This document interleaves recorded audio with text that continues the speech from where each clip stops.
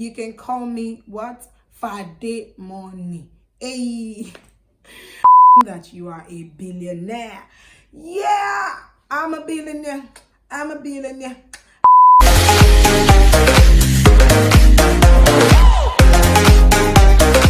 Hi guys, welcome back to my channel. My name is Fadekemi. If this is your first time, you're welcome. Remember to hit that subscribe button, give this video a thumbs up, also share to everyone that you know. So today, without further ado, let's just get into today's video. Today's video, I will be sharing assumptions about me, money assumptions, actually finance assumptions about me that I asked some of you, and I got some responses, so I'm going to react to them. And yeah, so this is just a fun video, but of course with every fun entertainment video there will always be a lesson to learn. So without further ado, let's get into the assumptions. So first assumption says, I assume that you have multiple streams of income and you are taking investment risk. Yeah, first assumption is correct. I do have multiple streams of income. Yes, I do. But do I take investment risk? No, dear, I don't take investment risk. Like, I don't like risk. I'm never going to lie. There's something in account. There's something called risk averse, like your risk appetite. So on one end there's risk averse. There's people that do not want risk at all. Some people are open to it, then some people are just risk taker. I think I'm like down there. I can't, like, anything that is not guaranteed to give me returns, I can't invest in it. I'm sorry. The only thing that the one that is a little bit close to it that I can try is like stock, because we know that, okay, stock, there is no guaranteed return. The company can do bad, the company can do well, but that's the only one that I won't try. But that one, so maybe that's why when it came to Bitcoin, all those things, I do not even bother with them, because I'm not a risk taker. I'm never going to lie. So I'm sorry to disappoint you, boo. I'm not a risk taker, okay? I don't know how to do investment. No, dear. But when it comes to streams of income, yes, I do have streams of income. I don't get only one income. I'm not gonna lie, but I've not yet blow yet. I don't know. The next assumption, it says, I assume that you have stock investments. False. I don't have stock investments at the moment as we speak, but I shared I've been sharing this on my Insta story, which is where I talk more about finance, my Instagram page, and I've been sharing that I was looking into the stock market, investing in shares, all those things. And I have actually been doing my research, and I said I was going to do a comprehensive video about investing in the Nigerian stock market, because it's not the same. There are not a lot of videos on it really on the internet. Just most stock market discussions are always the American, London, all those other ones, but Nigerian stock market discussions are not quite much. So I was actually looking into investing this year. The funny thing is, I've actually printed out the form of the company that I want to use as my stockbroker, but I have not filled the form till today. For some funny reasons, I've been busy. I need to actually do it. So yeah, I don't have a stock portfolio yet, but I used to have like a VGIF. What's VGIF? I think Vantage Guaranteed Insured Fund, something like that, where I invest in an investment house, and then not like I invest in an investment house, I give them my money, then they use my own money for trading, for on the stock market, they might even buy Bitcoin. I don't know what they use the money to do, but they will have like a guaranteed sum that they give me at the end of the month, maybe 9%, 10%. They have different packages. Some of their packages allows them to you'll be able to invest the money, and you have a guaranteed sum. Some is as the volatility of the market. So I think that's the closest to stock portfolio that I can say that I have personally. The next person says, I don't know what to assume about your finances. Well, this is a good thing. You shouldn't assume things about people's finances. And this is, let me quickly speak to this. Many times when we see people living large, like I said in my recent video, some people know how to package. So just because someone packaged well, someone is using a nice car, it doesn't mean that they are living up to that standard that you think they are living. And this doesn't mean you should not start carrying face for everybody and say, are you sure they are really making money? But it's just a call for you not to pressure yourself into thinking that everybody is cashing out, and just because everybody's looking fine on the gram, then they must be cashing out. And this is also about finance coaches. Thank God I'm not a finance coach. But yeah, listen, let me just speak to, finance coaches, money, people like me, that are talking about money.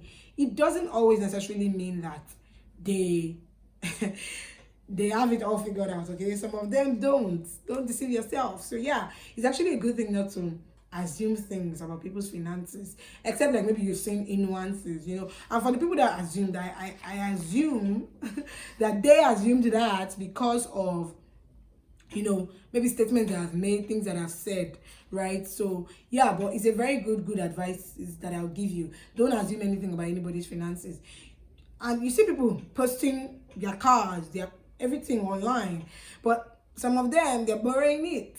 Yes, they're borrowing it. So don't let anybody's lifestyle, that's the word, to pressure you. Don't allow anybody's lifestyle to put you under some kind of, oh, I must make it. No, don't do it. Some people just know how to package. Next assumption says, I assume that you are very prudent and it's because you're an accountant. My dear, am I very prudent? I don't think I'm very prudent. Like people think I'm prudent. I think I'm prudent, but not like to the extreme that I will not be able to buy certain things unless I put it in my budget. It's not that deep. Trust me. It's not that deep for me. So what I think I do is, I already have because I have a budget for all the things that I spend. So I already know that, okay, I'm going to save, let's say I want to save 100K of my salary or of my income for the month. So once the money comes, I just send the 100K to wherever I want to send it to. So sometimes I may buy things I don't need to buy in that month, but I know that I've already saved. So it's not like I will be depriving my savings of anything, right? So sometimes I make unwise choices, like I buy things I don't really need, and I'm asking myself, Adikemi, why did you buy this thing? But trust me, I'm a very prudent person in terms of understanding that there is something called delayed gratification, and this is something that a lot of young people should know. I think that I should even speak to that. Delayed gratification is so important for everyone. You don't have to buy that iPhone yet if you can't afford it at that time. You have to look at it that I will soon be able to afford it. So if you're using your iPhone 7, use your iPhone 7 with proud. I say proud.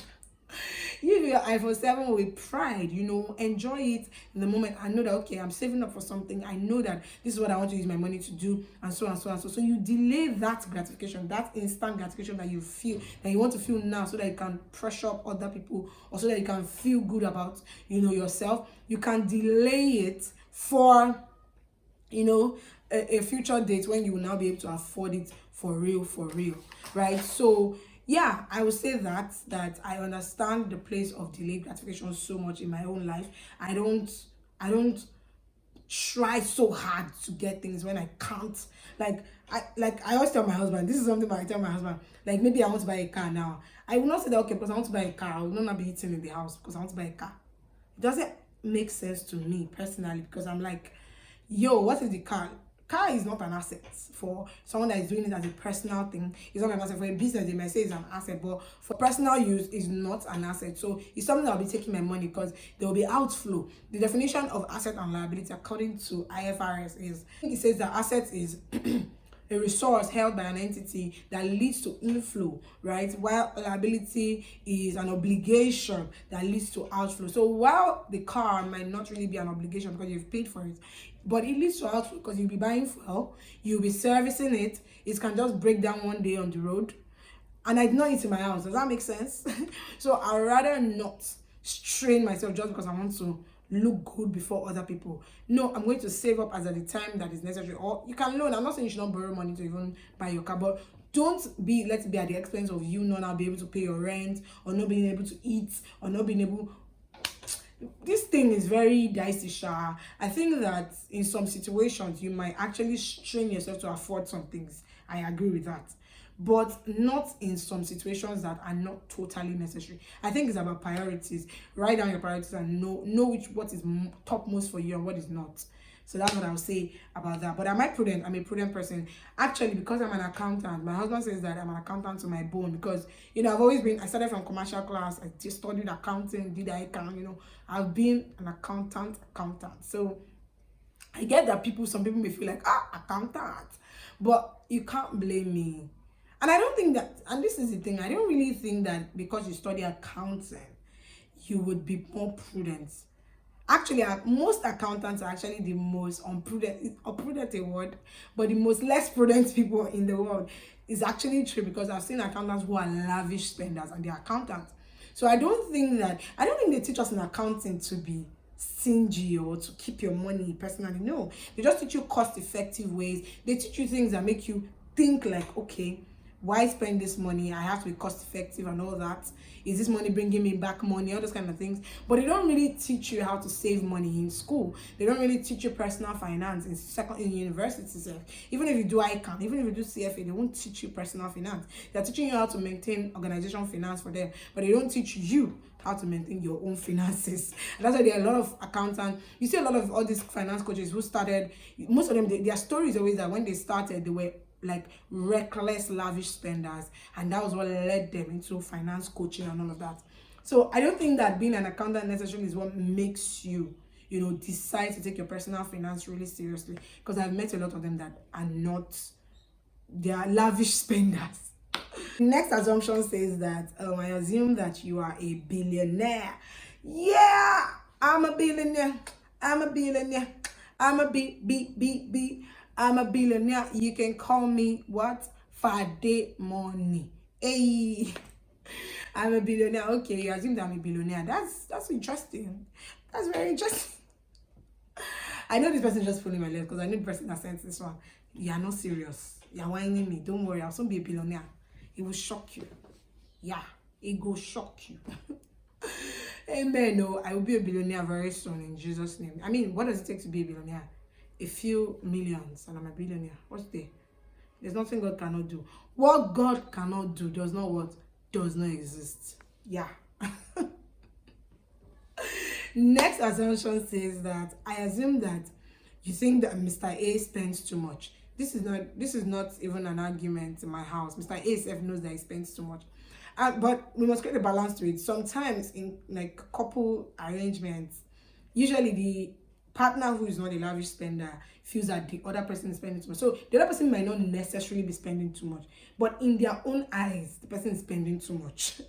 So it's more about perspective and your understanding of money, your mindset on money, how you see money, all of those things. They are what makes up how you feel and what you think about people. As long as the partner, now for couples, as long as your partner is doing what they're supposed to do, if they're spending too much, try be wise about telling them that they're spending too much. Let it not be like, oh, you're controlling their finances or you want to start policing them. So yeah, I think those are the assumptions that I got. I enjoyed filming this. Do you want more finance content? Tell me in the comment section. What did you learn from this video? Tell me in the comment section. If there are any more questions you have, any videos you want me to address, any topics you want me to address, tell me in the comment section. Please share and give this video a thumbs up. As you're watching, if you're giving this video a thumbs up, you're telling YouTube and the algorithm that you like videos like this and you're engaging. Leave a comment so that YouTube realizes that, okay, this video is engaging. Don't send me DMs telling me how the video blessed you. No, leave it in the comment section. And I will see you in my next video.